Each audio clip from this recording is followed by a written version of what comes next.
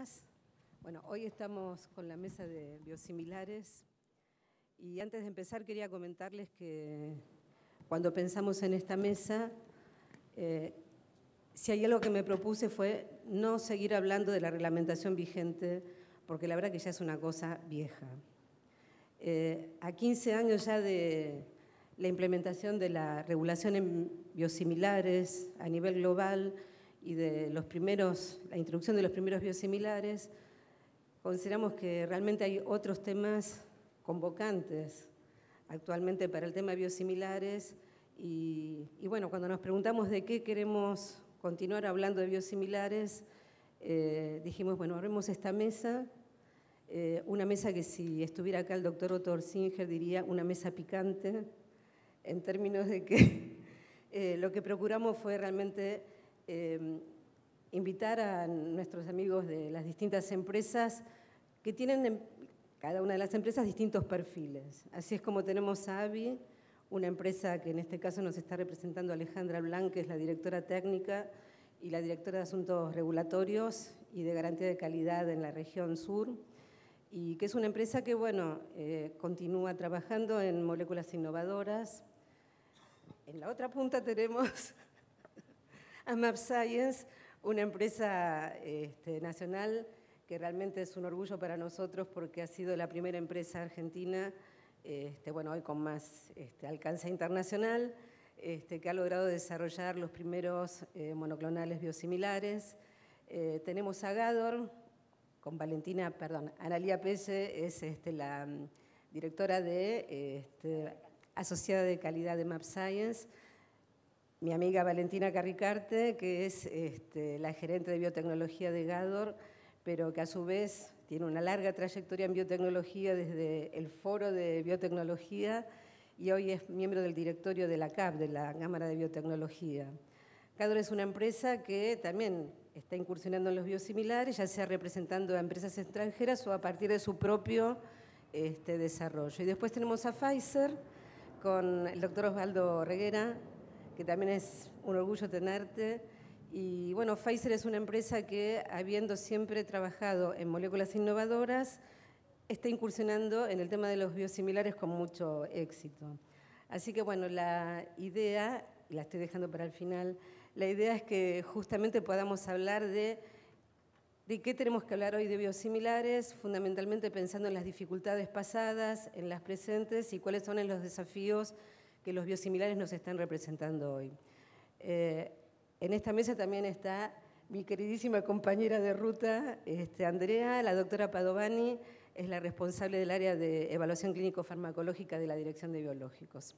Así que bueno, vamos a empezar primero con Valentina. La presentación ¿tenés? Si no, voy allá y la paso. Ah, acá estaba, no lo veía. Si no les molesta, me gusta hablar parada. Me siento como... me pongo por acá. Bueno, buenos días. Primero, muchísimas gracias por la invitación.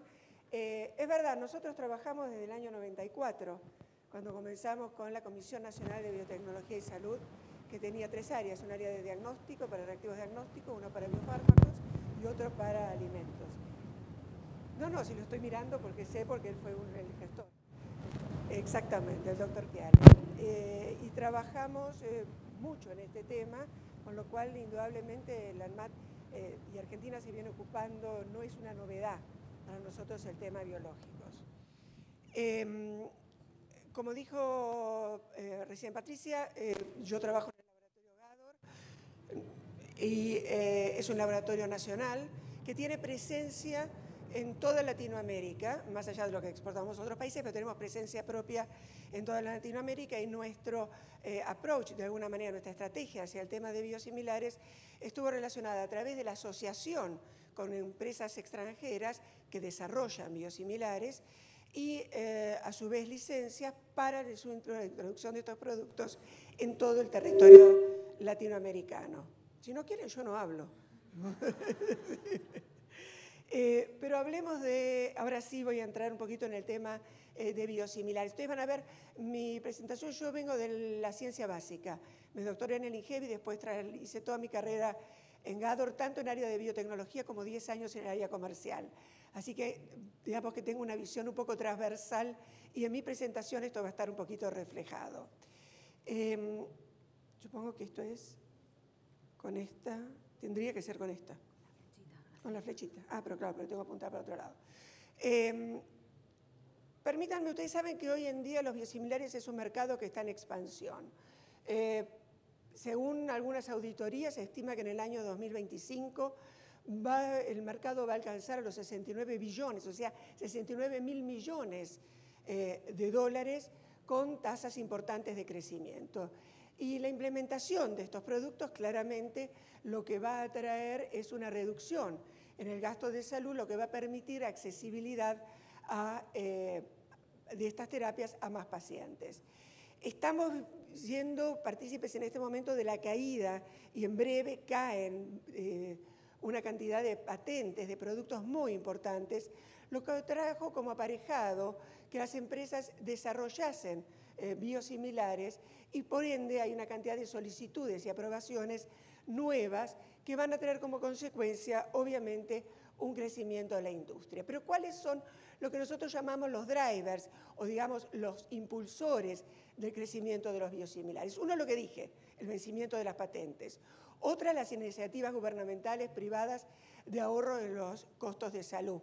Vimos ayer una excelente exposición a la mañana sobre este tema.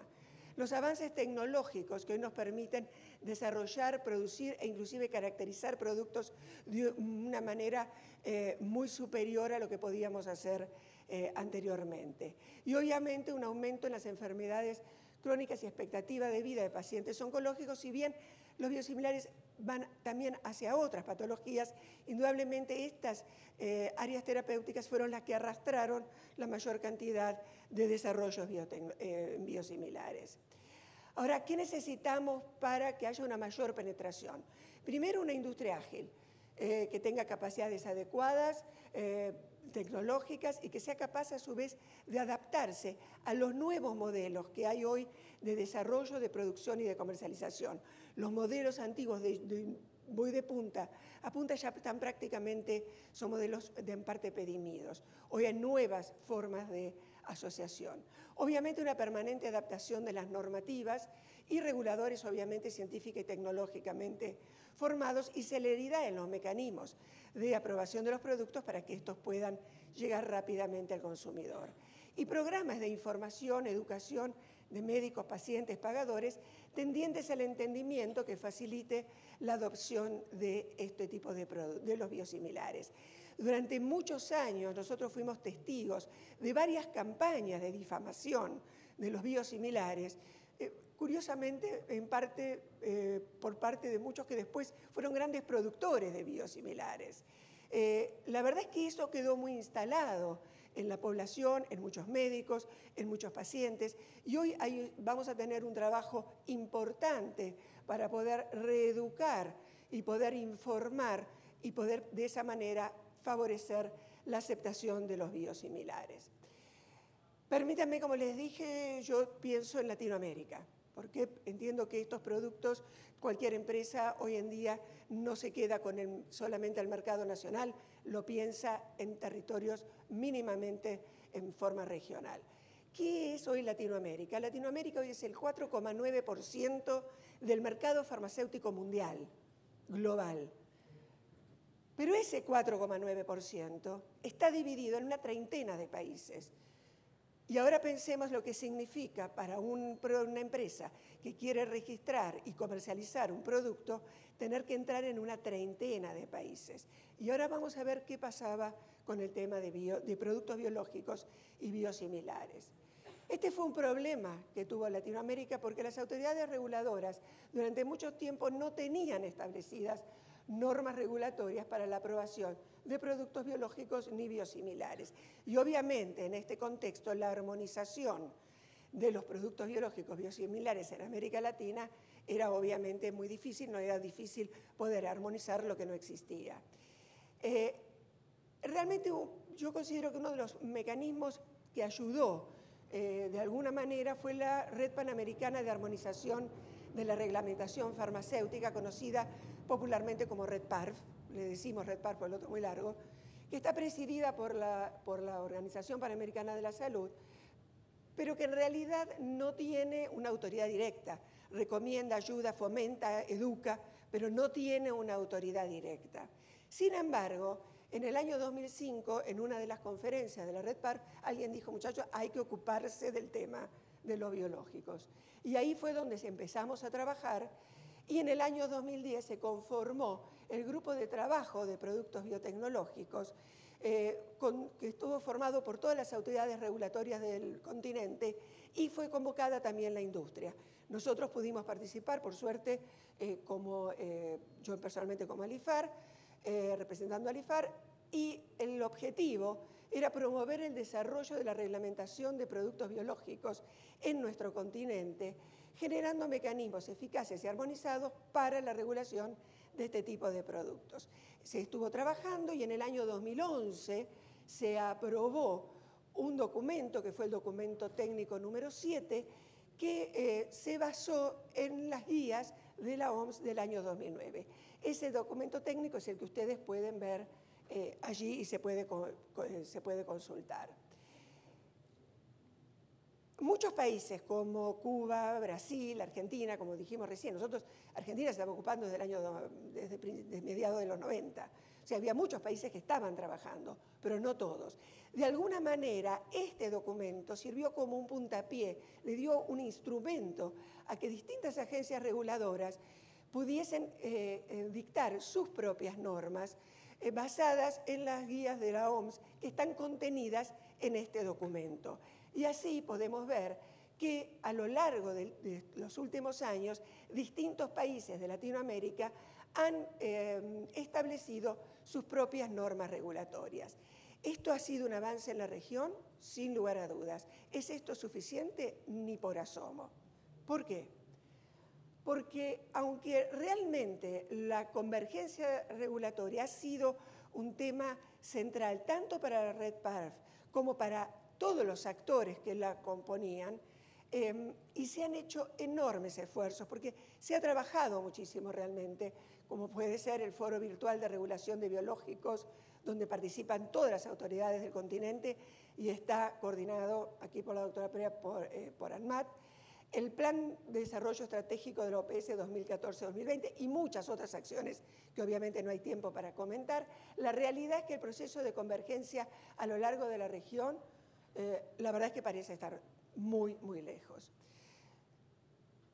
A pesar de eso, piensen que nosotros hay 8 autoridades reguladoras de referencia para la OPS, de las cuales 6 son latinoamericanas. Pero si ustedes tienen que hoy llevar un producto, nos encontramos siempre ante un problema. Por ejemplo, lo que es, no hay un reconocimiento de inspección de planta, aunque esto está escrito, pero no se efectiviza.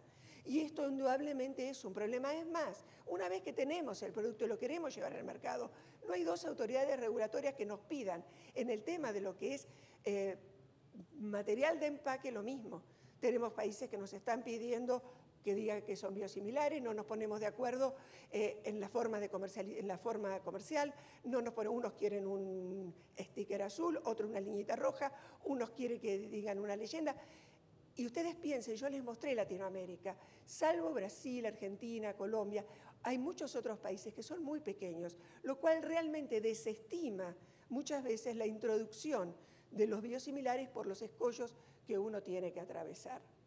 Es por eso que, para concluir, yo creo que la falta de procedimientos armonizados en los registros de biológicos, pero efectivos, traen primero multiplicación de trabajo para todos, para la industria, para los reguladores, para todo el mundo. Segundo, una extensión en los tiempos de aprobación y salida al mercado. Un incremento en el costo de registro y puesta en el mercado de los productos. ¿Esto dónde impacta? En el costo del producto, no tengan la más mínima duda. Y como consecuencia va a haber un retraso y menor accesibilidad de los pacientes a las terapias modernas. ¿Se perjudica la industria? Sí. ¿Se perjudica los pagadores? Sí. Pero los principales perjudicados, sin lugar a dudas, son los pacientes. Por eso creo que en lo que refiere a este tema, como uno diría automovilísticamente, hay que apretar el acelerador y estos esfuerzos o bien acelerarlos o buscarle alguna forma que quizás hasta hoy todavía, a pesar de las buenas voluntades, no hemos encontrado. Bueno, muchas gracias.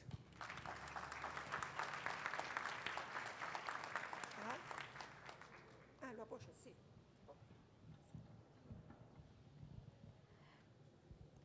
Valentina, si te parece, dejamos para lo último algunas cuestiones que me parecieron interesantes de la presentación, así podemos hacer cada uno la presentación correspondiente y tenemos lugar para la discusión. Ahora sí.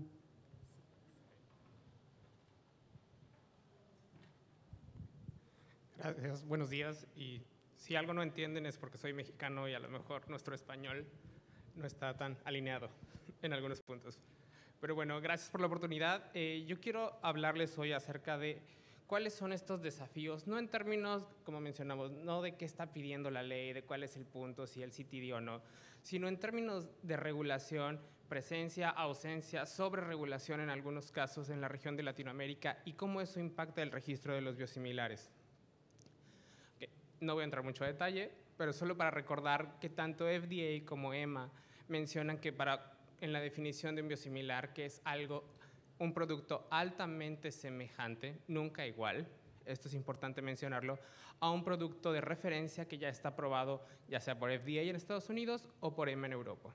Y ambas agencias nos mencionan que este ejercicio para demostrar que son altamente semejantes es un ejercicio exhaustivo, no es un ejercicio simple, no es un ejercicio que se pueda realizar rápidamente, es un ejercicio exhaustivo desde la perspectiva de calidad y también desde la perspectiva clínica. Y bueno, algo importante es resaltar que el propósito del desarrollo de un biosimilar no es volver a corroborar la eficacia y la seguridad de un producto, no es restablecer ese beneficio clínico que tiene el producto, sino demostrar que las diferencias que existen entre un producto biosimilar y un producto biológico innovador no son clínicamente significativas para un paciente. Y es por eso que ustedes pueden ver que en el triángulo de desarrollo de un producto biológico, la parte de estudios preclínicos y los estudios clínicos es extensa. Al contrario, cuando hablamos de biosimilares, el desarrollo inicia y hablamos de algo que se llama un concepto de totalidad de la evidencia. Empezamos con un extenso desarrollo analítico y solamente cuando corroboramos que hay una similaridad analítica, pasamos a un estudio no clínico y vamos reduciendo el número de estudios. ¿Por qué? Porque también creemos, bueno, y está establecido, que no es científicamente benéfico ni aporta valor volver a desarrollar todos los estudios clínicos para demostrar el beneficio de un producto. Ahora, nosotros como compañía, como Pfizer, creemos en la innovación y creemos en la innovación en diferentes conceptos, como lo mencionó el doctor previamente en el discurso inaugural. Tenemos, por un lado, investigación de productos innovadores, terapias génicas, terapias biológicas, que van avanzando y que consideramos que van a mejorar la calidad de vida de nuestros pacientes. Pero también creemos que es nuestra responsabilidad trabajar de mano con las comunidades en desarrollar modelos de salud sustentables. Esto quiere decir mejorar la accesibilidad a los tratamientos de calidad para los pacientes que el día de hoy no lo tienen. Y por eso podemos ver que tenemos productos tanto innovadores biológicos, tenemos más de 20 productos biológicos aprobados alrededor del mundo y además tenemos más de 20 años de experiencia con productos biológicos. Los productos biológicos no son una cosa nueva, tienen más de 20 años en nuestros mercados e incluso tenemos productos que tratan alrededor de 5 millones de personas por año, como es el caso de Enbrel. En cuestión de biosimilares, como lo mencionaba la doctora, tenemos una situación muy peculiar porque tenemos un portafolio sin precedentes de cuestión de biosimilares para una compañía global.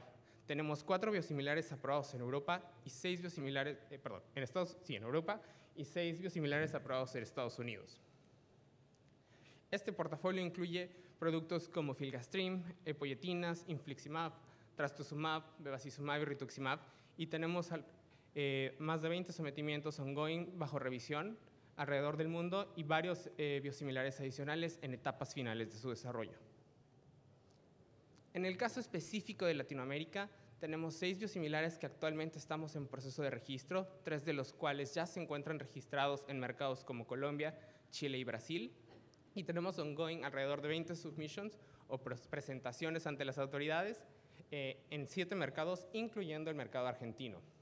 Y adicionalmente estamos ya en proceso de adicionar 4 mercados adicionales a este scope de biosimilares. Ahora sí, ya, entrando fuera de definiciones. ¿Qué es crítico para definir cuál es el mejor momento para someter un producto en Latinoamérica? Hay que saber en qué etapa del submission está este producto en mercados de referencia, como Estados Unidos o Europa. Hay que entender cuáles son las regulaciones locales. Si hay regulaciones locales específicas para biológicos y específicas para biosimilares. Como el desarrollo no es el mismo, no es lo mismo tratar con un país que sí diferencia perfectamente entre un concepto de un biosimilar y un biológico, que países que hacen su evaluación como producto biológico, porque las expectativas de la autoridad son diferentes. Hay que entender cuál es el proceso administrativo de la autoridad para la emisión de queries. Hay agencias, y ustedes cuando trabajan con la región de Latinoamérica, una de las principales preguntas que hacen los equipos globales es ¿cuándo voy a recibir un query? ¿Tú me puedes dar una fecha de cuándo voy a recibir un query? ¿Por qué? Porque cuando comparamos los procesos de registro con FDA o con EMA, sí hay una fecha establecida en la cual nosotros vamos a recibir comentarios. Entonces es importante entender cuál es el comportamiento que tiene una autoridad para la emisión de queries. ¿Es una ronda? ¿Son más de 2 rondas? ¿Cuánto tiempo tengo para responder? Para poder planear cuándo es el mejor momento para hacer la presentación de un biosimilar. Y finalmente, la regulación de cambios post-approval. Esto probablemente sea el siguiente capítulo en el tema de biosimilares, ya que empezamos a registrar, ya que hay países que tienen las regulaciones. ¿Cómo vamos a considerar estos cambios? ¿Quién me va a dar una directriz de si esto es un cambio menor o mayor? ¿Y cuáles son las expectativas de la autoridad en cuestión de la información que yo puedo presentar? En cuestión de los países que tienen o no regulaciones, es muy importante. Tenemos prácticamente 2 grupos en Latinoamérica. Países que tienen directrices claras de registro de biosimilares, en las cuales lo que hacemos como equipos globales o como compañía global es seguir estas directrices usando como base un dossier desarrollado para una agencia de referencia como Estados Unidos o EMA. El resto de los mercados que no tienen una regulación específica en biosimilares o se encuentra bajo revisión, aquí hay que tomar un approach diferente. ¿Por qué? Porque hay que saber qué es lo que la autoridad está esperando de un dossier. Si ellos esperan ver un desarrollo clínico completo, bueno, eso va a ser una falta que desde un momento inicial podemos decir esto no va a existir. Y es importante que como compañías hagamos esta conexión con la autoridad. Si hay posibilidad de reunirse con la autoridad, es altamente recomendable. ¿Por qué? Porque podemos evitarle las expectativas innecesarias a la autoridad, podemos ahorrar en procesos administrativos, en el recurso de la autoridad, en emitir queries cuya respuesta va a ser esto no aplica por la siguiente razón. Entonces es muy importante saber qué tan regulado está el contexto de un biosimilar en un país para saber cuál es el approach que hay que tomar con la autoridad. Lo mencionaba anteriormente, ¿cuándo es el tema de query? Normalmente cuando estamos sometiendo en Latinoamérica es parte de un plan global, ¿no? Y vamos, puede ser a la par de Estados Unidos, a la par de grandes mercados, compitiendo con otros mercados emergentes como puede ser la región de África, Asia. Entonces es muy importante porque cuanto más tengamos la posibilidad de ser más acertados en las expectativas de cuándo vamos a poder recibir un query, los equipos globales pueden planear el mejor soporte para nuestros países. Muchas veces cuando tenemos queries que convergen en un mismo tiempo, en un mismo periodo de tiempo, las prioridades comerciales impactan la cantidad de recursos que pueden destinarse a resolver estos temas. Entonces es importante y hay que entender qué tan familiarizada está la agencia con este tipo de submissions. Hay agencias muy expertas que ya tienen muy establecidos cuáles son ese tipo de preguntas que pueden hacer a un biosimilar, cuáles son las dudas que generalmente está o dónde están esos gaps en el desarrollo que quieren ver. Si hay procesos claros administrativos para la emisión de queries y cuál es el comportamiento histórico que ha tenido la autoridad en el tema de compromiso de tiempos. Entendemos que la sobrecarga en la autoridad siempre va a existir, pero es importante poder establecer un periodo en el cual nosotros podemos obtener una respuesta para hacer una mejor planeación. Y finalmente, el siguiente capítulo en los biosimilares va a ser el tema de los cambios post-approval. ¿Por qué? Porque es importante definir, sabemos que los recursos de la autoridad son finitos y los cambios en los procesos de desarrollo de cualquier biológico están en constante evolución, no solo de biosimilares, también los biológicos. Mientras haya una mejor directriz y mayor claridad en qué es lo que espera la autoridad, cómo podemos clasificar los cambios, cuándo esperan ellos una notificación o un cambio preaprobación, vamos a poder ser más eficientes en esta sinergia autoridad-compañía para decidir, ok, estos cambios son parte de un proceso de un biológico, siempre tengo que descongelar nuevas células cuando se acaban mis bancos celulares. ¿Realmente la autoridad espera que yo presente este cambio? No. Y si sí, ¿qué requisitos es? ¿Necesito generar nueva información de comparabilidad o no? Entonces, es importante. Recientemente la Organización Mundial de la Salud acaba de aprobar un draft en cambios post-approval para productos biológicos y biosimilares, y es importante que luchemos como compañía para buscar esta convergencia y podamos de alguna forma eficientar el uso de los recursos, tanto de la compañía, pero también de la autoridad. En conclusión, bueno, el marco regulatorio impacta directamente cuándo puede realmente un producto en Latinoamérica ser sometido. Hay que tener cuidado con no sobreregular, como países que requieren CPPs con condición de marketed, de comercialización, porque los biosimilares normalmente se desarrollan bajo un concepto independiente de propiedad intelectual, y podrá haber casos donde se apruebe un producto pero no se comercialice en cierto mercado. Los países que piden un CPP comercializado están poniendo una barrera adicional a lo que ya está escrito en sus regulaciones. ¿Por qué? Porque la comercialización no tiene que ver con el desarrollo de este producto, ya que está aprobado por una autoridad. Tener una regulación clara reduce la incertidumbre en el proceso de registro y ayuda a planificar de mejor forma, y la franqueza y la flexibilidad que una agencia puede tener en la interacción con nosotros como compañía puede acelerar el proceso de registro y además puede reducir la carga administrativa que la agencia tiene. Y finalmente, es importante, y también lo mencionaron hoy en la mañana, que nosotros como compañías tomemos el liderazgo, participemos activamente con la autoridad en las consultas, en el desarrollo de las nuevas regulaciones, porque esta es la única forma en la que podemos transmitir este conocimiento y podamos realmente asegurarnos que las regulaciones que se establezcan para este tipo de productos sean realmente eficaces, tanto para las compañías como para la autoridad. Y gracias.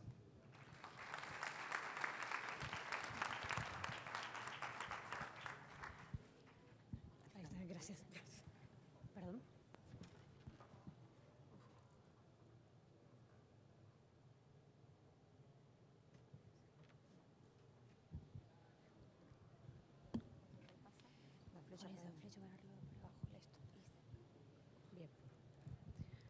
Bueno, buenos días. Ante todo, muchas gracias a la doctora Prea por la invitación. Es interesante siempre poder participar en una mesa de discusión. Va a ser una discusión muy profesional y cada uno con un tema muy definido, como veo. Yo soy directora técnica de AVIA Argentina y directora de Asuntos Regulatorios y Calidad para Región Sur, que son los 4 países de Argentina, Uruguay, Paraguay y Chile. AVI es una compañía biofarmacéutica con es muy curioso porque tiene muy pocos años de formación, pero tiene una historia muy larga. AVI surge como una parte o separación de Abbott, allá por el año 2012, empieza a funcionar en el año 2013, con el objetivo de enfocarse en la innovación, en el desarrollo de moléculas que sirvieran para tratar enfermedades que hasta el momento no estaban siendo tratadas o para proveer remisión sostenida en el tratamiento de pacientes que sí ya estaban siendo tratados. Entonces, con esta idea, AVI obviamente no se va a enfocar en la producción de productos similares. Cuando empezamos a tratar las regulaciones de productos similares, había muchos tabúes en cuanto a qué era un producto biosimilar. No es esa la razón por la cual AVI no se va a enfocar en productos biosimilares, pero sí saber que los productos biosimilares no son productos genéricos, son diferentes y siempre van a ser diferentes del originador, a pesar de que clínicamente sí está demostrado que tienen resultados muy positivos. Entonces, si empezamos con el concepto de que el producto biológico es obtenido a partir de una línea celular y que la línea celular es solo propiedad del originador, es muy difícil, es imposible que un producto que sea biosimilar que no parte de la misma celular, sino que tiene que hacer una reingeniería inversa del proceso de manufactura, sea igual. En el caso de los productos biológicos, muchas veces se ha hablado de que los productos biológicos a lo largo de los años una de las tabúes es que terminan siendo un biosimilar de sí mismos. Nosotros tenemos más de 15 años en el mercado de adalimumab, Humira, y a lo largo de los años definitivamente han habido cambios. Los cambios son siempre tendientes a mejorar tanto la seguridad y eficacia del producto como la metodología de producción. Las producciones son a nivel global y con el mayor acceso de la población a la medicación es obvio que se necesita mayor producción. De ahí los cambios que se van introduciendo. Pero siempre esos cambios son controlados y tendientes a que no se afecte en manera negativa la seguridad y la eficacia del producto. Ya partiendo de la base de que el originador en realidad produjo su línea celular de modo tal de obtener un producto de síntesis específico que está destinado a atacar un mecanismo fisiológico determinado. El laboratorio a cargo de presentar el biosimilar, esa línea celular no la tiene y tampoco tiene el conocimiento tan acabado sobre el proceso de manufactura. De ahí que no se pueda decir que dos moléculas, un originador y un biosimilar, sean exactamente iguales. Solamente a modo de ejemplo, esta es una diapositiva prestada por Biofocus. Alrededor de fin del año pasado, este era el mapa de biosimilares que estaban desarrollándose para adalimumab, Humira. Solo unas cuantas moléculas en el mercado. Y es fantástico y vamos a estar siempre a favor de la producción de moléculas que hayan demostrado en forma robusta la seguridad, la eficacia y la calidad y que hayan cumplido con todos los estándares de registro que requiere cada uno de los países donde esa molécula es lanzada. Entonces, dicho esto, vamos a uno de los temas regulaciones hay. Tenemos un marco regulatorio completo desde el año 2011 en Argentina, uno de los primeros países en tener un marco normativo tan completo. Pero siempre quedan algunos puntos pendientes de desarrollo. Y uno de los puntos que como compañía tenemos preocupación o vemos con preocupación es cómo se va a encarar el tema de intercambio no médico y sustitución automática. Sobre todo teniendo en cuenta y en el fondo de nuestra mente la cantidad de biosimilares que se espera que ingresen en el mercado. Entonces, solamente a modo de definición, intercambio es cualquier cambio o sustitución del medicamento que puede ser hecho por razones médicas o no médicas. La sustitución automática va a otro punto de la cadena, que es el momento de la entrega del medicamento al paciente, ya sea en una farmacia, en un hospital o a través de las obras sociales. ¿Cómo otras agencias regulatorias toman este tema de la intercambiabilidad? Tenemos como comparación dos posiciones totalmente opuestas. La FDA, que aprueba biosimilares y potencialmente podría aprobar un producto intercambiable si es que se presentaran los estudios que se requieren para ello. Por otro lado, la EMA aprueba los biosimilares, pero no da ninguna directriz respecto a cuándo pueden ser intercambiables.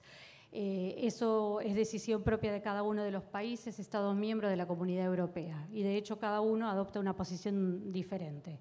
Hay países donde no hay intercambiabilidad y está escrito en las regulaciones, otros donde sí ocurre y hay posiciones intermedias también.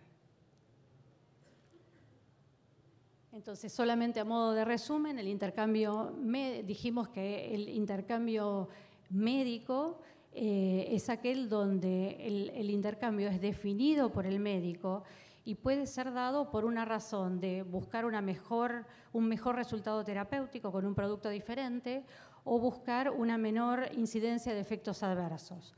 El cambio no médico es aquel que se da por cualquier otra razón y puede ser solicitado por el paciente por una razón de efectos adversos o incomodidad de aplicación o por incomodidad del intervalo de dosificación. En cambio, también puede ser dado por otra razón ni pedida por el médico ni pedida por el paciente, que son razones económicas, como ya vimos en las presentaciones de ayer a la mañana. En el caso de el problema que se nos genera, o sea, la FDA es clara en cuanto a su guía para la industria publicada en mayo de este año de cómo debería ser diseñado un estudio para nombrar un producto como intercambiable. Y en ese estudio se basa en la existencia de un producto originador y un producto biosimilar y la cantidad de intercambios que tienen que haber para demostrar que aún con ese número de intercambios no hay una baja en la eficacia y en la seguridad del producto, que no hay aparición de efectos adversos adicionales a los que ya presentaba el originador, y está siempre pendiente el tema de la inmunogenicidad, que sabemos que la incidencia es potencialmente baja en cuanto a porcentaje, pero está pendiente y solamente se necesita que aparezca en un paciente la reacción. Entonces, considerando estos esquemas, es potencialmente realizable cuando hay pocos biosimilares, pero cuando empiezan a aparecer más, perdón, toqué algo que no debía. Cuando empiezan a aparecer más, ¿cómo tendría que ser diseñado? O sea, esa es una pregunta. ¿Cómo tendría que ser diseñado un estudio para tener todos los potenciales cambios que pueda haber contemplados dentro de ese marco normativo? Y otra situación diferente, hay más de un biosimilar. ¿Qué pasa si un médico pasa de tratar a un paciente con el biosimilar A para tratarlo con el B? ¿Cuál es el estudio que tendría que haber en ese caso? Porque todos se comparan con el originador, pero todos son diferentes, parten de líneas celulares diferentes. ¿Y qué pasa cuando se hace un intercambio reverso? Es decir, se empieza con un paciente tratado con un biosimilar y se quiere ir al producto originador porque no se están obteniendo resultados o por cualquier razón que se dé ese intercambio. Y más aún cuando hay muchos. Si consideramos el panorama que veíamos de la cantidad de circulitos de biosimilar de Humira que hay a futuro, estamos en un problema bastante serio. Pero bueno, la idea era plantearlo nada más. La posición de AVI como compañía y que está totalmente alineada con la posición de KM como cámara es que los pacientes no deberían ser cambiados, los pacientes que están estables en una medicación no deberían ser cambiados por razones no médicas. Cuando haya cambio tendría que ser además consensuado con el paciente y lo que se tendría que priorizar es sobre todo la eficacia del tratamiento, la remisión que se logra con ese tratamiento y la no aparición de efectos adversos. El intercambio podría llegar a disparar efectos adversos que hasta ahora no se habían visualizado. Entonces, brevemente y como resumen, y solamente para dejar el tema para la discusión, los biosimilares son desde todo punto de vista aceptables siempre y cuando tengan la calidad, seguridad y eficacia demostrada y hayan seguido la normativa vigente para su registro. Sí se requieren estudios clínicos robustos que salen por fuera del diseño del estudio clínico tradicional para poder demostrar que el potencial intercambio entre un producto biológico innovador, un biosimilar o entre biosimilares no disminuye la eficacia del tratamiento y no dispara la aparición de efectos adversos que hasta ahora no habían sido visualizados. Los datos disponibles sobre el intercambio no médico realmente no son robustos, entonces ese es uno de los temas que tenemos que definir como industria, como autoridad regulatoria. Y la decisión del intercambio definitivamente no debería ser basada solamente en el precio como motivo. Así que dicho esto, agradezco mucho el haberme dado esta posibilidad de participación.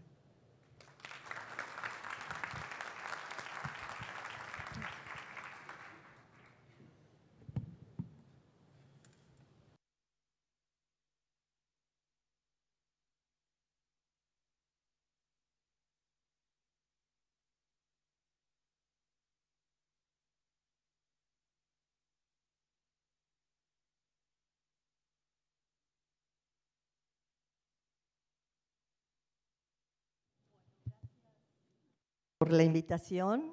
Un placer para nosotros participar de esta mesa.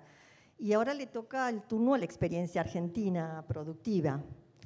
mAbscience es una compañía biotecnológica que pertenece al grupo Insud Pharma y su proyecto biotecnológico se basa en un modelo B2B en asociación con empresas importantes del mundo. Tiene una fuerte base de investigación y desarrollo empleando tecnologías innovadoras, el foco siempre puesto en la calidad, una experiencia clínica robusta hasta el momento con 2 ensayos clínicos completados, tiene plantas productivas propias en España y en Argentina, tiene una prueba de concepto que es el desarrollo completo de 2 biosimilares, rituximab y bevacizumab, llevado a cabo por un equipo calificado de gente con mucha experiencia en biotecnología.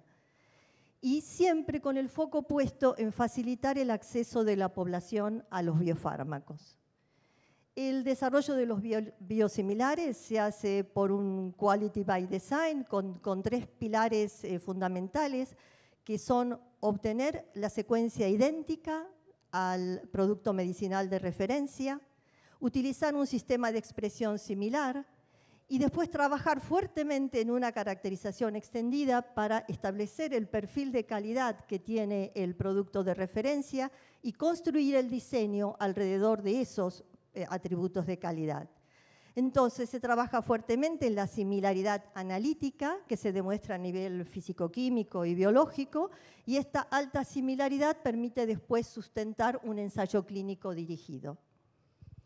Ese ejercicio analítico de similaridad podemos decir que es el corazón del desarrollo de un biosimilar y nos va a permitir claramente, echando mano de toda la batería analítica que existe actualmente, de alta precisión, mirando los atributos de calidad desde un punto de vista ortogonal, vamos a establecer correctamente su estructura primaria por análisis de masa, por secuenciación de los distintos aminos terminales y carboxilos terminales, fuertemente determinar todas sus actividades biológicas y mecanismos de acción basados en FAB o en FC, una estructura secundaria y terciaria definida, todas sus modificaciones posttraducionales, glicosilación, variantes de carga perfectamente caracterizadas y todas las impurezas y purezas del proceso y del producto perfectamente determinadas.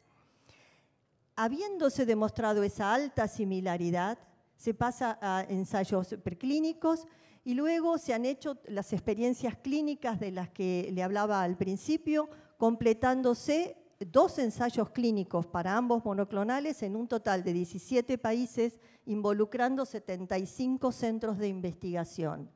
Y ambos estudios han demostrado una seguridad y eficacia del producto biosimilar igual a la del producto de referencia.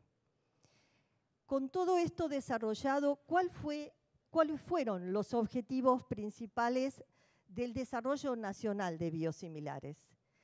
En primer lugar, producir anticuerpos monoclonales de primera calidad. Tratar de reemplazar las importaciones, pero a su vez lograr exportar esos productos producidos en el país. Desde ya formar recursos humanos en el país en estas tecnologías de vanguardia y, como siempre, el foco puesto en el mayor acceso de la población a estos medicamentos de alto costo y tratar de contribuir a la sustentabilidad en los sistemas de salud. Es así que en Buenos Aires, mAbscience inició sus actividades en la planta de Munro en el año 2012 y se convirtió en la primera planta productora de anticuerpos monoclonales en Sudamérica empleando tecnologías de un solo uso. Y es aquí donde se completaron los desarrollos productivos de los 2 monoclonales, rituximab y bevacizumab, enteramente producidos en el país, desde la producción del principio activo hasta el producto terminado.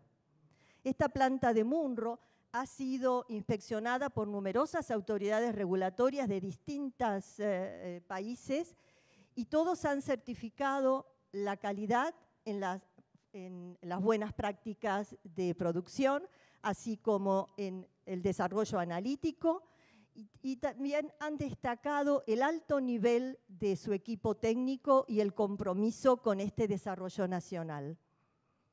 Los dos productos que tenemos actualmente en el mercado son el rituximab Novex, registrado en el año 2014, y el bevacizumab Bevax, del año 2016, y que son comercializados por Laboratorio Elea Phoenix, compañía con la que mAbxience tiene una gran sinergia. ¿Cómo llegamos hasta aquí? mAbxience ha utilizado el programa de apoyo a la innovación que ANMAT tuvo siempre y ha acompañado al registro de biosimilares en Argentina.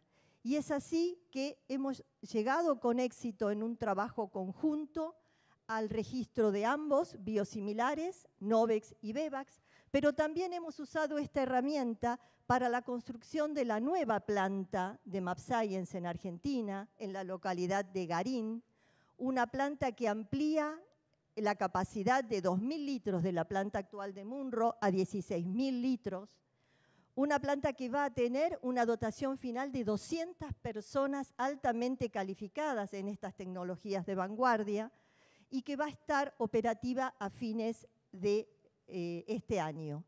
Es aquí, en este proceso de construcción de esta planta, donde también tuvimos el apoyo técnico del Grupo de Apoyo a la Innovación de ANMAT.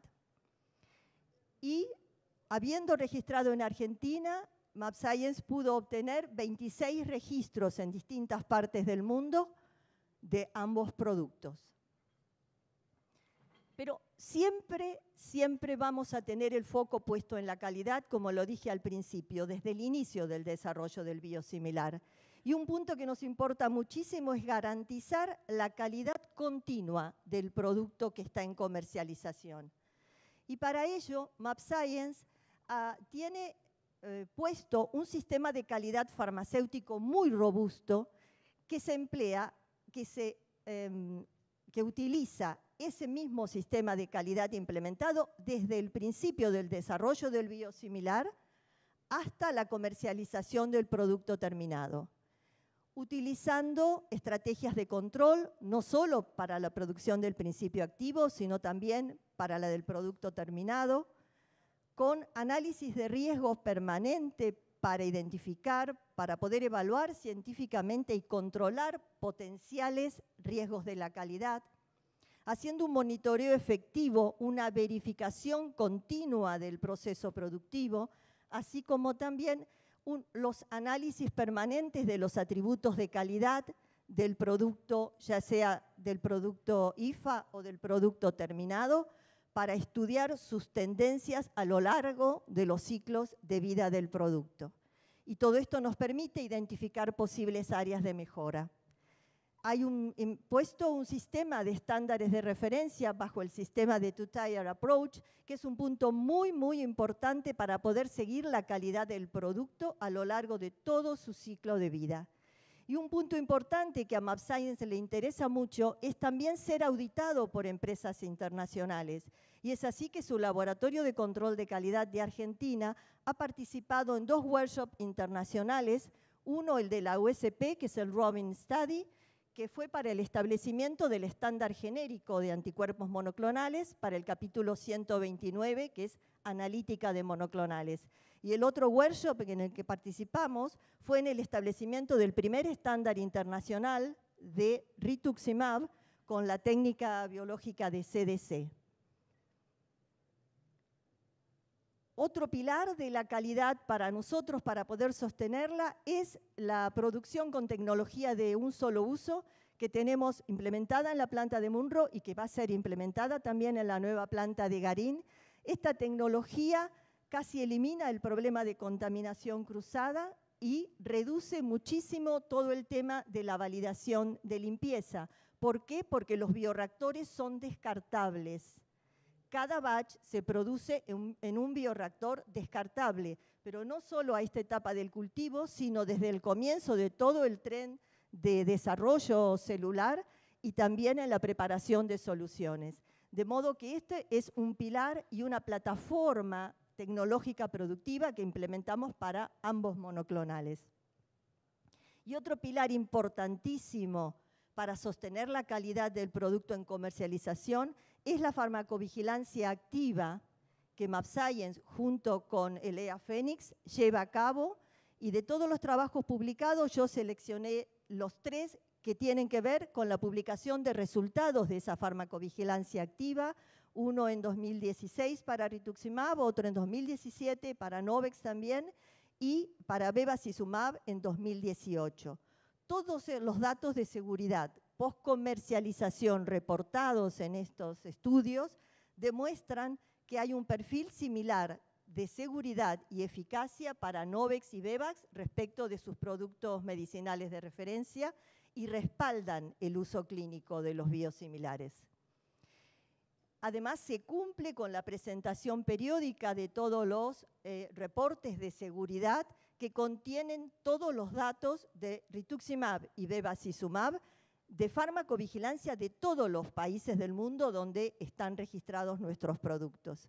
Y actualmente hay estudios de fase 4 en proceso para Novex, un programa de farmacovigilancia activa en pacientes con tratamiento con Novex, cuyo objetivo principal es recolectar información de posibles eventos adversos durante el tratamiento en el periodo de inducción y analizar su patrón, frecuencia y severidad de los mismos. Este estudio se inició en abril del año pasado y con los datos que se tienen hasta el presente podemos decir que tanto la frecuencia como la naturaleza de los eventos se encuentran dentro de lo esperable para el producto. Y hay otro estudio de fase 4 en proceso en el Hospital Garrahan en pediatría. Podemos decir hasta el momento, hasta diciembre de 2018, que la exposición estimada de pacientes en la Argentina con los 2 biosimilares producidos en Argentina fueron de 80.000 ciclos sin nuevos problemas de seguridad. Como conclusión, vamos a decir que los biosimilares son una realidad en el mercado y que en Argentina los podemos producir con muy alta calidad. Se ha demostrado claramente que contribuyen a la reducción de precios y a un mayor acceso de la población a este medicamento, a estos medicamentos.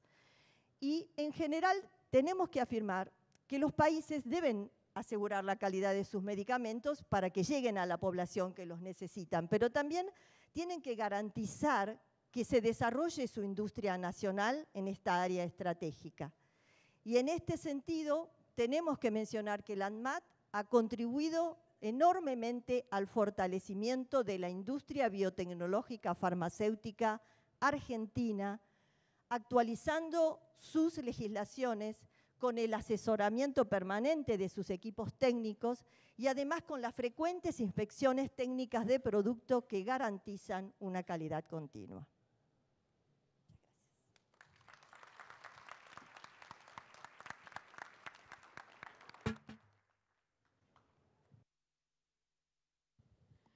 Bueno, espero que tengamos tiempo un poco.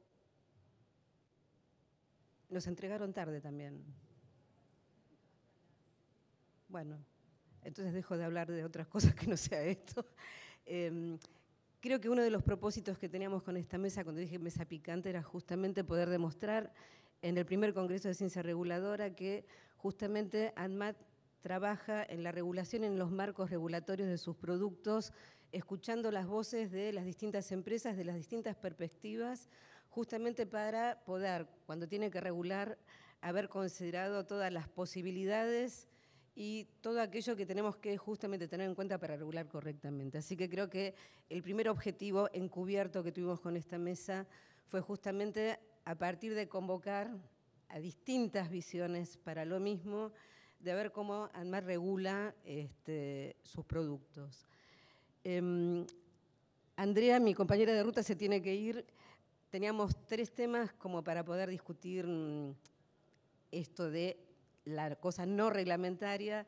Y bueno, justamente el tema de sustitución e intercambiabilidad era algo que nos parecía muy interesante. Y con una brevísima también intervención en el tema de que cuando hablamos también de la imposibilidad de que a veces se llegue tempranamente al registro sanitario, nosotros tenemos experiencia también en que, después brevemente lo va a comentar Andrea, de que el mismo producto, presentado por dos empresas distintas en forma contemporánea, es presentado de manera diferente, con información y documentación diferente. Lo cual, eso hace que nosotros tengamos que repensar mucho también cuando se presenta un dossier de registro, qué es lo que nos están presentando. O sea, viene una empresa y dice, pero esto fue aprobado por la FDA, esto fue aprobado por EMA. Hermano, sabés que lo habrás aprobado ya, pero lo que trajiste acá es inadmisible. Entonces, dejo a Andrea para que puedas hacer algo con... Bueno, primero agradecerles a todos. Para mí es un enorme placer volverlos a ver, a muchos que ya me conocen. Y voy a ser muy sucinta. Acá lo que puedo sintetizar cuál es el desafío en el día a día. Primero les quiero aclarar, para resguardarme, yo soy médica y trabajo como médica en un hospital y es para mí importantísimo que para la regulación y la evaluación de estos productos esté la visión del médico. Porque hasta acá todos los médicos que ustedes nombraron son los prescriptores. Entonces yo puedo tener una visión de los dos lados del escenario. ¿Qué piensa el médico que prescribe? ¿Quién es el paciente real para este tipo de productos? No poniendo, por supuesto, toda la información que ustedes tienen en un plano descontextuado. Pero a mí me sirve mucho para entender, cuando uno analiza el enorme volumen de información que tiene, porque es un volumen de información enorme, que es el trabajo del día a día que hacemos con Patricia y el equipo de evaluadores. Hay que comprender que la clave de esto es la no diferencia, estamos hablando de similaridad. Los ensayos clínicos van a tener un objetivo completamente diferente. La información que emane de esos ensayos clínicos que yo voy a evaluar van a estar en la no diferencia. Y la sustitución y los cambios por registro también apuntan a la no diferencia. Justamente en eso radica la similaridad. Lo más parecido posible. No podemos decir exactamente igual, pero lo más parecido posible. Por lo tanto, tuve que reprogramarme completamente para decidir dónde uno va a poner el foco y cuáles son las preguntas que uno se hace como autoridad a la hora de examinar este tipo de propuestas, de estos productos que se proponen para el registro. Ahora bien, hablando de la sustitución, porque volvemos con el tema de la no diferencia que va a ser el hilo conductor. Creo que es FDA el que discrimina los motivos médicos y no médicos de la sustitución, o ese concepto de cuál sería el motivo médico por el cual se sustituye o se intercambia un producto con otro similar. Y acá de nuevo hay que desprogramarse de lo que conocíamos antes con los productos de síntesis. Por eso no se puede hablar de genéricos en este caso. Una cosa es en un producto de síntesis que tiene infinitas alternativas terapéuticas para una dolencia, distinto es el paciente que llega a un producto biológico. Todavía, como brillantemente expusieron los que nos acompañan hoy en la mesa, el paciente que hoy llega a un producto biológico, en muchas situaciones el biológico es la última instancia y no tiene el abanico de arsenal terapéutico, esto lo digo como médica, que sí se tiene con los productos de síntesis. Yo soy infectóloga, antibióticos, tengo una infinidad de posibilidades para la misma infección. Cuando un reumatólogo llega a un biológico, difícilmente vuelve hacia atrás al tratamiento con sintéticos que se están abandonando cada vez más. Imaginen en cáncer, que es otra gran grupo terapéutico, cuando se llega a esa instancia, el margen de maniobra, de cambio de arsenal terapéutico muchas veces es nulo. Si partimos, que yo me preguntaba ayer mientras iba pensando de qué íbamos a hablar hoy de sustitución, del concepto de que el producto similar tiene el mismo comportamiento de eficacia y seguridad, uno se pregunta cuál sería el motivo médico de cambiar el producto ante el caso de fracaso terapéutico. Porque en esa situación, si uno asume que tienen una eficacia comparable, la posibilidad de cambiar un producto por otro teniendo el mismo ingrediente farmacéutico activo, yo en el plano de la prescripción médica no encuentro demasiados motivos por los cuales si alguien fracasó a un biológico de tal marca, debiera uno, o por cuestiones de seguridad. Eso colisiona un poco con el concepto de similaridad.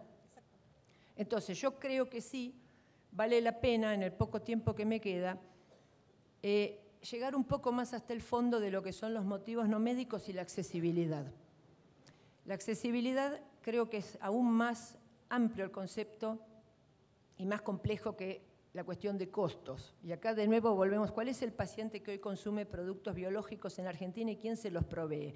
¿Es un paciente como el que consume productos sintéticos que va a la farmacia y el farmacéutico le sustituye un genérico por otro o una marca por otra y el farmacéutico está habilitado para hacerlo? Porque con un producto de síntesis uno tiene esa posibilidad.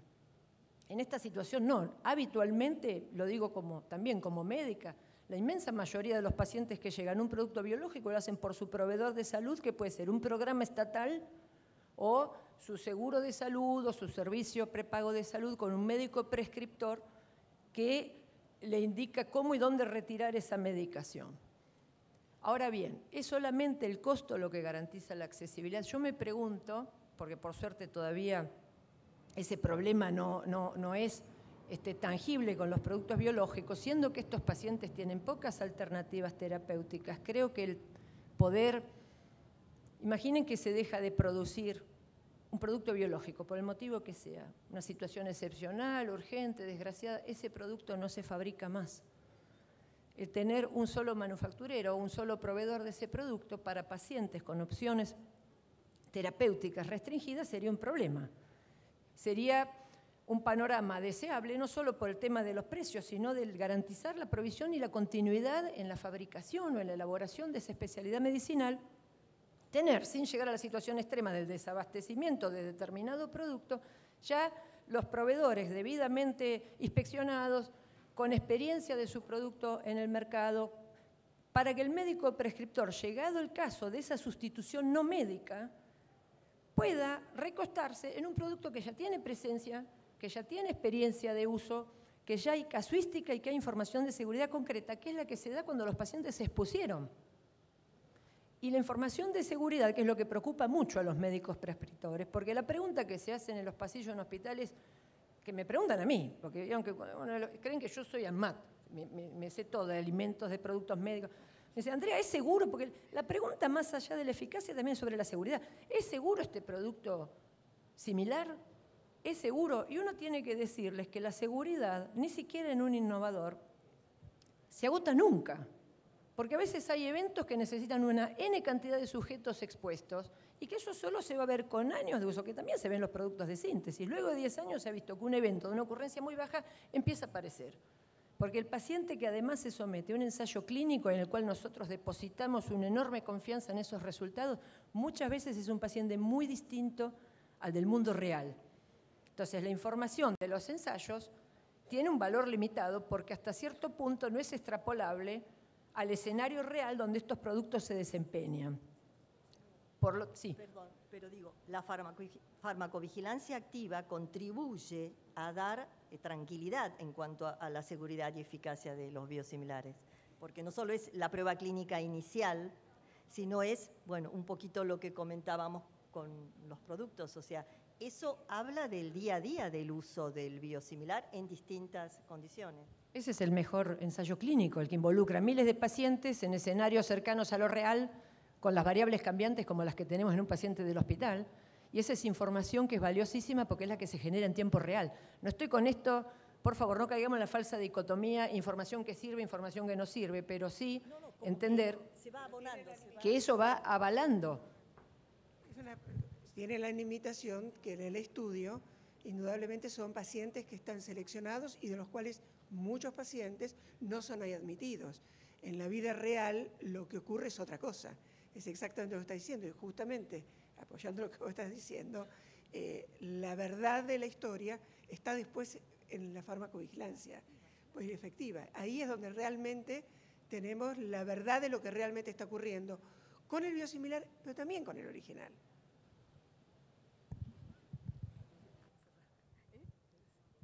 No, bueno, justamente da para mucho, no tenemos demasiado tiempo. No, pero Andrea, justamente era lo que veníamos hablando. Nosotros tenemos un grupo de autoayuda después de las 18:30, donde estamos Fabio Cantafio, Andrea, a veces Mariana Villa y alguna compañera más, donde estas cosas, mate de por medio, nos quedamos hablando hasta las 8 de la noche generalmente. De manera que sabemos que no vamos a tener el tiempo hoy para poder presentarlo a fondo. El doctor Kelly alguna vez nos habilitará otro momento para poder hacer esto, que lo consideremos realmente muy enriquecedor, porque estas cosas que estamos hablando realmente son las que estamos hablando todos los días y que muchas veces dijimos con Fabio, que yo qué lindo sería poder tratar esto a calzón quitado, perdón por la forma en que lo estoy diciendo, pero estos diálogos, que no son discusiones, estos diálogos son los que terminan enriqueciendo después el poder hacer. El tema de la farmacovigilancia activa, etcétera, bueno, justamente una de las cosas que decíamos era, no estamos cuestionando, porque no era la idea acá poder concluir qué es lo que está bien o qué es lo que está mal, pero muchas veces nos preguntamos en este grupo de autoayuda de las 18:30, por ejemplo, si cuando nos dicen, bueno, pero ¿por qué no implementan una guía similar, ya que estamos hablando de los biosimilares, como lo hace la FDA? Y muchas veces nos preguntamos, pero ¿cuál sería el sentido de pedir un ensayo clínico al ensayo clínico que ya nos pidieron para demostrar la similaridad?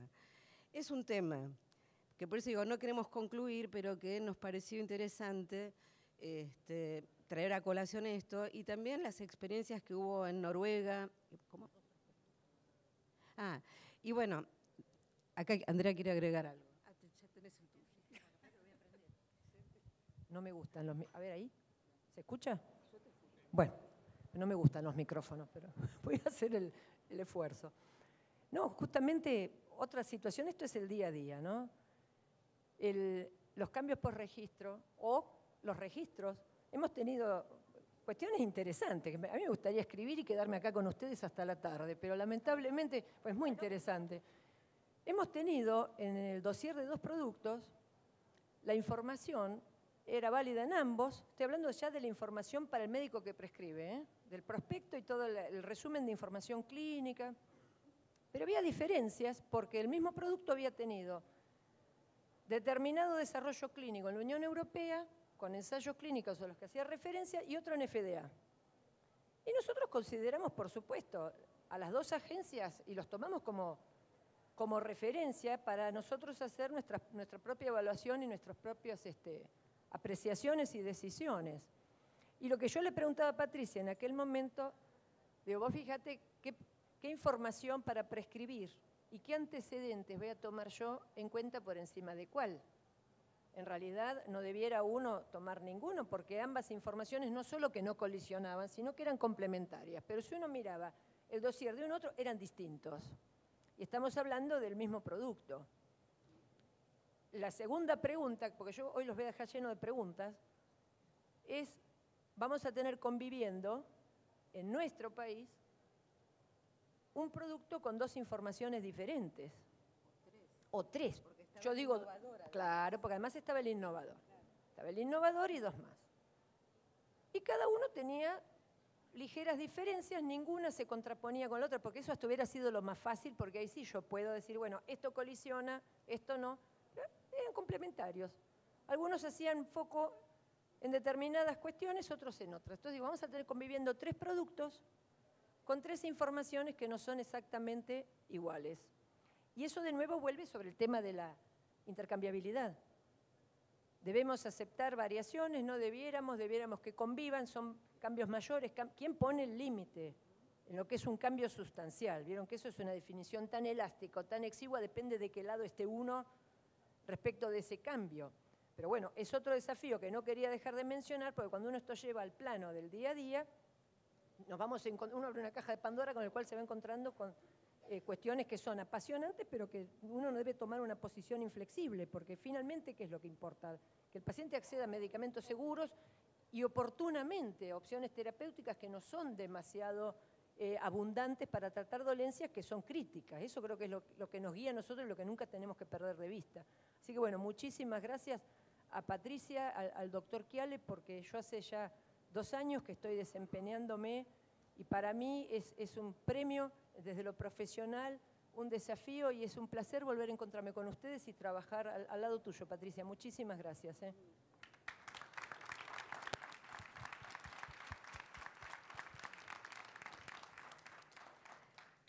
Sí, yo creo que sí, una de las cosas más maravillosas que nos puede pasar en biológicos es que Andrea haya venido a trabajar con nosotros y Fabio también. Los invitamos a lo mejor en algún momento, a partir de las 18:30 abrimos el grupo de autoayuda. Vos de México, si querés, podés hacerlo a nivel virtual, está muy bueno. ¿No puedo?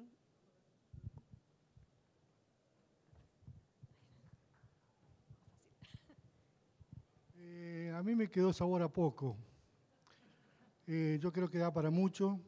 Estamos recién en el resumen y los autorizo, Patricia y Andrea, que organicen esta mesa para algo específico, una jornada específica sobre el tema lo antes posible, porque creo que quedaron muchas cosas para discutir y para profundizar. Y sería en octubre con los cambios por registro, como va a ser la discusión.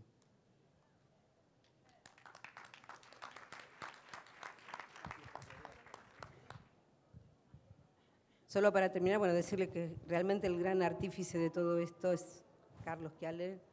Valentina es testigo de ello. O sea, esto que pudimos ver en el 2000, 2011, 2010, no tenemos que dejar de pensar que el doctor, antes de ser administrador nacional, fue director nacional del INAME, director del INAME, el mejor director del INAME que realmente uno haya tenido, y el único, creo. Y porque es así, el INAME es lo que es, gracias al doctor Chiale. Y como decía Valentina, desde los años 90, que en realidad se empezó a trabajar cuando todavía existía el Departamento de Productos Biológicos. Y cuando nos reuníamos, y todavía hoy existen los papiros de aquella época, con las discusiones de cuando todavía hasta la reglamentación de biológicos estaba como en pañales. Así que bueno, este es un trabajo de ANMAT de hace muchos años, y solamente quería para cerrar decir dos cosas. Valentina dijo algo que va a ser importante y un poco también tomando lo que decías vos, Osvaldo. Creo que el Foro de Regulación en Biológicos para las Américas, que es un proyecto que lleva adelante la ANMAT dentro de lo que es la red PARF, es muy importante. Es un proyecto que presentó la ANMAT, donde se convoca a todas las autoridades sanitarias de la región y a la industria para poder trabajar en forma conjunta en la armonización de la regulación de productos biológicos, pero ya no solo hablando de armonización, sino armando realmente una especie de trabajo en equipo entre todos, donde vamos a tener como 3 ejes conductuales que son: 1, trabajar en guías, en mejor reglamentación y ayudar a aquellas autoridades a que no trasplanten las guías o normas y se crean que con eso sacar una regulación de biológicos. Eso simplemente es tener un mero papel que no sirve para nada, porque después en la práctica, como han dicho ustedes, cuando llega el momento de autorizar un producto, en realidad prácticamente le están pidiendo a las empresas que se les esté explicando en algunos casos, y en otros casos el concepto de reliance que se utiliza es ficticio.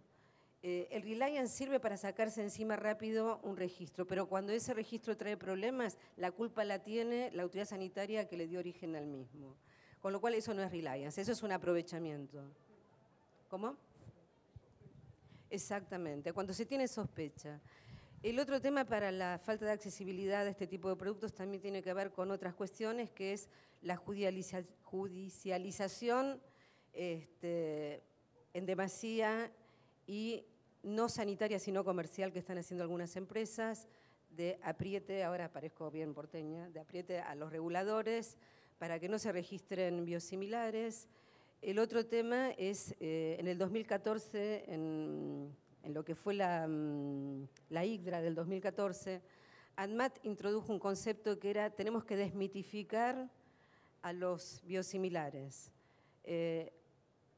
dejando de hablar del BQ Qualifier, que no sirve para nada, y claramente diciendo que esta desmitificación tiene que ver primero con que la autoridad sanitaria tiene que comprometerse más para hacer una mejor divulgación tanto al médico como al paciente de que el biosimilar es un medicamento, que tiene otra vía de desarrollo y otra vía de aprobación, pero que es un medicamento, y cuando un medicamento está aprobado es tan de calidad, seguro y eficaz como cualquier otro, con lo cual no tiene que haber duda.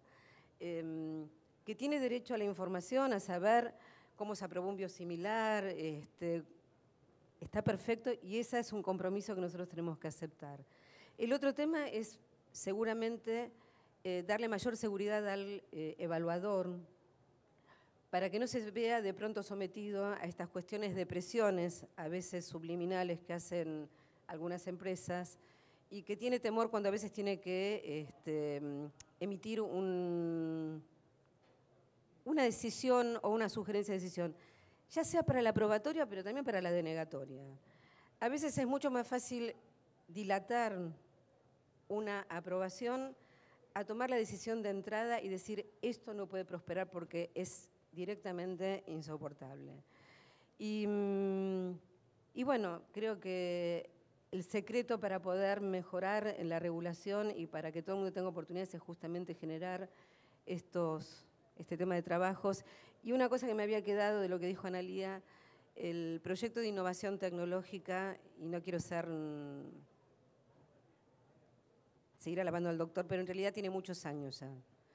Y cuando se discontinuó en el 2015, te prometo que no voy a hablar, cuando se discontinuó en el 2015, porque el doctor ya no pudo estar y yo tampoco pude estar, se discontinuó un poco el tema del apoyo a la innovación, pero aún así cuando retomamos a fines del 2015, Biológico siguió con esos proyectos y cuando Analía dice, tuvimos ese apoyo, es también algo que queremos transmitir. Cuando se aprobó, por lo menos el primer monoclonal en la Argentina, el conocimiento que tenían de ese monoclonal no fue a partir del dossier de registro que se presentó. Teníamos un acompañamiento que nunca fue vinculante, porque nunca aquel que acompañó podía luego después intervenir en la evaluación propiamente dicha, pero les puedo asegurar que fue uno de los productos y las plantas creo de las más inspeccionadas y visitadas que cualquier otra que se puedan imaginar.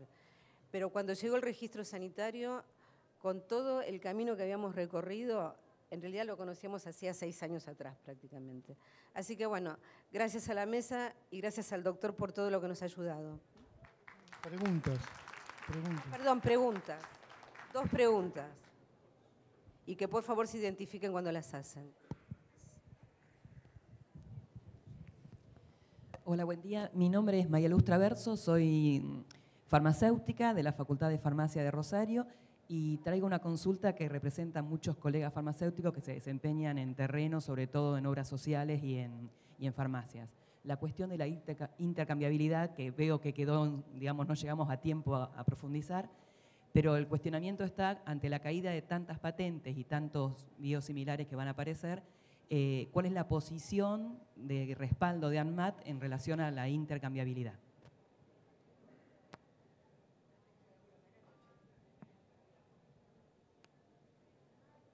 ¿Acá? Sí. Bueno, justamente lo que estábamos diciendo es que primero de todo, la OMS es muy clara al respecto. En realidad no se espera que salga una reglamentación de intercambiabilidad o sustitución. Las normas o las reglamentaciones salen más bien para lo que es registro sanitario, no para lo que es sustitución e intercambiabilidad. Y la discusión de este tema justamente tiene que ver con este consenso y también, como dice el doctor, empezar a visualizar si todo puede ser intercambiable, si todo puede ser sustituible y ver también las chances que hay para todo esto. Hay una cosa que me pareció muy interesante del congreso que se hizo este año en Mar del Plata, en España, donde decía que, primero todavía una cosa que teníamos que tener en cuenta. Primero de todo, que gran parte de todo esto que se está discutiendo no son medicamentos donde el paciente vaya a la farmacia y se lo vaya a comprar. No se va a comprar el omeprazol, no se va a comprar una aspirina. Generalmente son pacientes que, por su propia patología, en realidad está totalmente guiado por un médico. Y donde las familias tampoco están ajenas a las decisiones médicas. Con lo cual, el tema de intercambiabilidad más que de sustitución, porque generalmente uno cuando habla de sustitución habla más de la sustitución en farmacia y por el farmacéutico. Acá estamos hablando más bien de intercambiabilidad. Está claro que lo que presentaste, Alejandro, me pareció espectacular, que generalmente hoy el concepto, y es como la del famoso ring de boxeo, es no son las 4 esquinas, solamente hay 2, el innovador y un biosimilar. Entonces, solamente estamos hablando de la intercambiabilidad entre el innovador y un biosimilar de una marca determinada, pero nunca se pone en la palestra el tema de la intercambiabilidad entre distintos biosimilares, que ese también es otro tema que vamos a tener que discutir. Y bueno, acá teníamos otro, perdón si tengo que hacerla cortita. Buenos días, Eduardo Spitzer, Laboratorio de Lea Fénix. Yendo a un futuro no muy lejano donde vamos a tener múltiples productos, opciones comerciales de un mismo principio activo, creo que hay un gran desafío en cuanto al primer paso de asegurar la calidad de los pacientes, es el control de calidad completo local. Porque imaginémonos un producto que se fabrica en Europa o en Estados Unidos, una proteína, un anticuerpo monoclonal que se diferencia muchísimo de una proteína de primera generación, digamos, donde no tengo solo que ver esterilidad, endotoxinas, pureza, tengo que ver ensayos funcionales, ADSC, CDC, apoptosis, unión a ligando. Y estamos en un país bastante alejado de estos sitios productores. Creo que moléculas que vengan con 10, 20 horas de cadena de frío en avión, parando por aeropuertos, conexiones, etcétera, y un país grande encima, donde va a llegar seguramente todo a Buenos Aires y luego tenga que ser distribuido a La Quiaca o a donde sea, creo que el primer paso en la construcción de la calidad de estos productos va a ser asegurar que lo que llegue a este país tenga un control muy, muy detallado de la analítica, justamente para que después, por los distintos mecanismos que tenemos de la distribución, de la farmacovigilancia, etcétera, sea lo que el paciente tiene que recibir. Y era más que nada ese comentario.